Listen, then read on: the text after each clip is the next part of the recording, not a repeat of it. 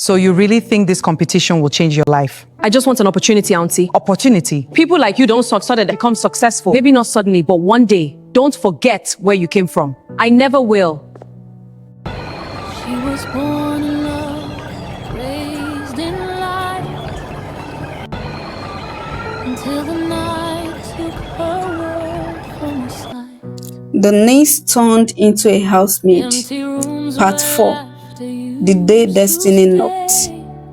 My dear follower, have you ever noticed that the darkest night often comes just before dawn? Have you ever seen a seed buried beneath the soil, ignored by everyone, only to rise one day as a mighty tree? Well, that was exactly what was happening in Amara's life. The morning of the competition finally arrived.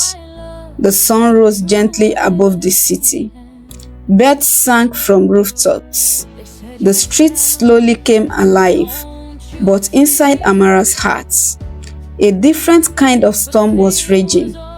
Fear, hope, excitement, uncertainty, all fighting for space inside her chest. She stood before the mirror in her small room, the same room where she had cried countless nights, the same room where she had whispered dreams into the darkness, the same room where she had promised herself she would never give up. Today, those promises will be tested. As she adjusted her simple clothes, she looked at her reflection. For a moment, she saw the little girl who had arrived at the house after losing her parents. Lonely, broken, afraid. But then she looked again, and this time she saw someone different, someone stronger, someone wiser, someone who had survived. And survivor is a kind of victory. Mama Eze arrived early. Her face carried the smile of someone who believed in miracles. She placed a gentle hand on Amara's shoulder. "My daughter," she said softly, "today is not about proving anything to anybody." Amara listened carefully. It is about showing yourself what is possible. Those words settled deep inside her heart, and together they left for the competition.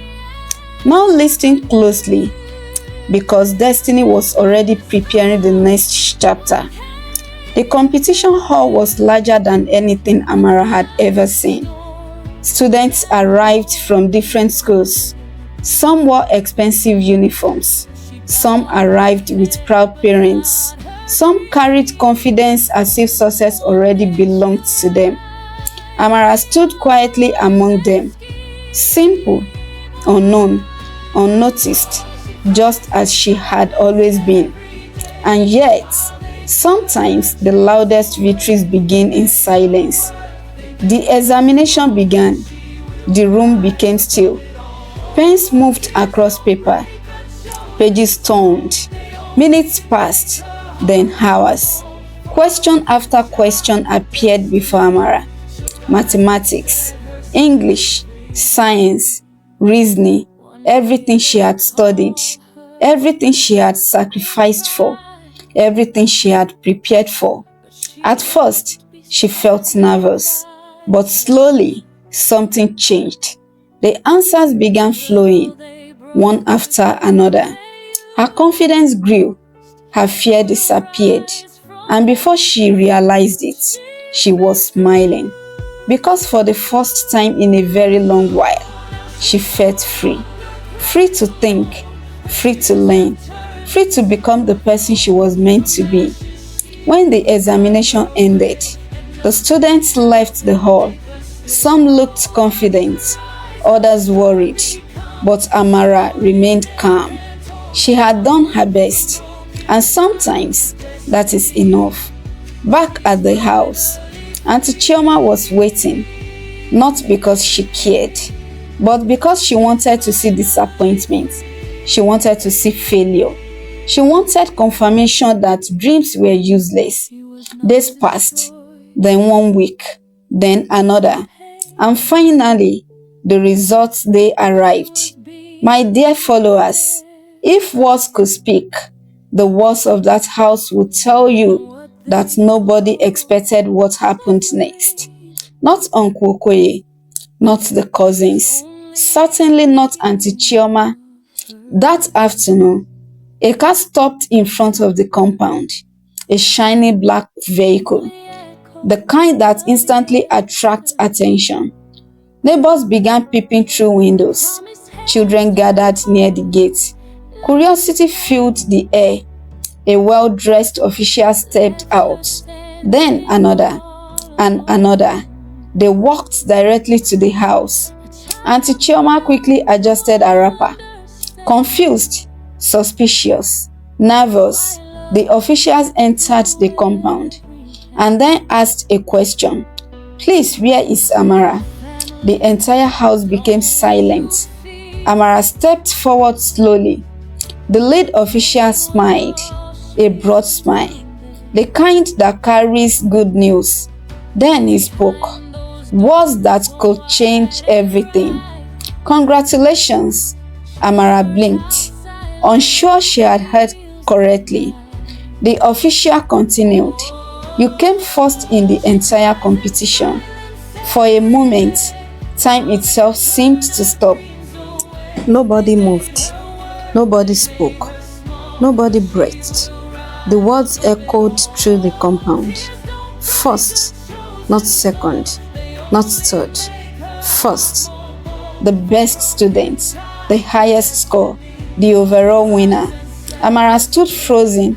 Tears filled her eyes. Not tears of pain, not tears of loneliness, but tears of victory. The kind of tears that come when years of suffering finally begin to make sense. The officials handed her a certificate, then another document, a scholarship, a full educational scholarship. Every expense covered, every school fee paid, everything. At that moment, the neighbors erupted with excitement. People began congratulating her. Children cheered. Women smiled proudly. And for the first time since arriving at that house, Amara felt seen, truly seen. But why joy filled the compound? Another emotion filled Auntie Chioma's heart. Fear, because success has a way of exposing people. The same girl she mocked was now being celebrated. The same girl she called useless was now being honored. The same girl she treated like a servant was becoming someone important. And deep down, Auntie Chioma knew something terrifying. This was only the beginning, because destiny had finally found Amara. And once destiny begins its work, very few people can stop it. As the crowd celebrated around her, Amara looked toward the sky. Her eyes glistened with tears, and in her heart, she whispered quietly, Mama, Papa, I hope you can see me. A gentle breeze passed through the compound, almost like an answer, almost like a blessing. And somewhere beyond the cheers, beyond the applause, beyond the excitement, a new chapter was waiting to begin. A chapter that will bring opportunities, unexpected wealth, painful truths, and a shocking confrontation that nobody saw coming. For the girl they turned into a housemaid was slowly becoming the woman who would one day hold all the power. And when that day arrived, everyone would remember how they treated her. To be continued.